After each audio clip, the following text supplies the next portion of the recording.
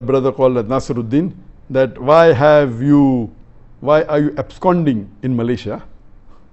I'm not absconding in Malaysia. People know that I'm staying in Malaysia, in Putrajaya. What he may be meaning that why did I run away to Malaysia, or why did I come to Malaysia? And you know that there was an allegation by the Indian government because of the popularity, and many people were accepting Islam, and the new government, the BJP government, again is a Muslim, and they had a lot of agenda. So they laid allegation against me, first on terrorism, they could not prove it. Then they said hate speech, they could not prove it. Then they went to money laundering, that also they cannot prove it. Then they tried to give me a bait and tried to convince me to come back at a compromise, which I didn't agree. Basically, I did hijrah.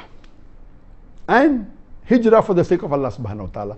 I being a da'i, when I felt that my life was in danger, I did hijrah. And this is the sunnah of the prophets and the sunnah of Muhammad sallallahu alaihi wasallam. And I was happy that Allah made it possible for me to follow one of the sunnahs of the Prophet, which very few people can do. I did hijrah and I chose Malaysia. The reason is because I feel Malaysia is one of the best available Muslim countries in the world.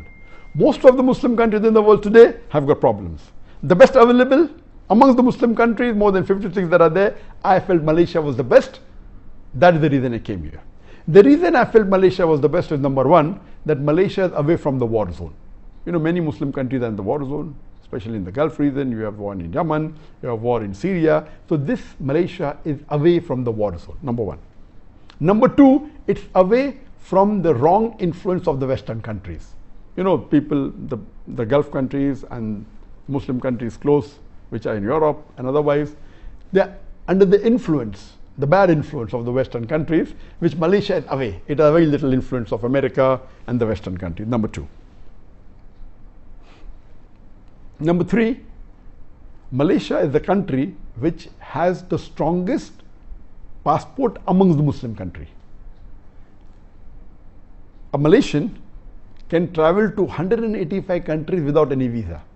This was, I checked up last couple of months back. USA may be additional 2 countries. The highest is Japan, 190 countries. Then is Singapore, 189 countries. Then maybe UK, USA, 187, 186. Malaysia is 185 countries. The strongest passport amongst all the Muslim countries.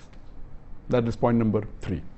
Point number 4, amongst the non-Arab Muslim countries, I'm not talking about the Arab Muslim countries, the non-Arab Muslim countries, on an average, a Malaysian, according to me, is a more practicing Muslim than an average Indian or average Pakistani. I do not mean bad for the Indians or the Pakistani, even I am an Indian Muslim.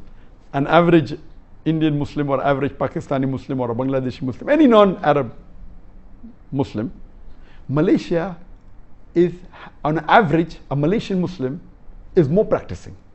You have the percentage wise, if you see a survey that says that in India, the Muslim coming to the 5 times compulsory Sun mosque is just a minute percentage. In Malaysia, it's a high percentage.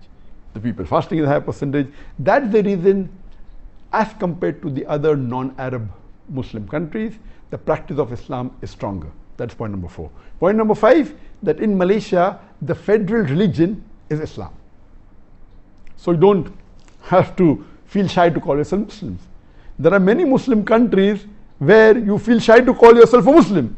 The majority are Muslims, more than 90% are Muslim, but because of the atmosphere, because of the so-called secular government calling themselves Muslims. So these were the reasons that I chose Malaysia over other countries. I had got requests from more than 12, 13, 14 countries to come and stay there, and I chose Malaysia as the best amongst the one available.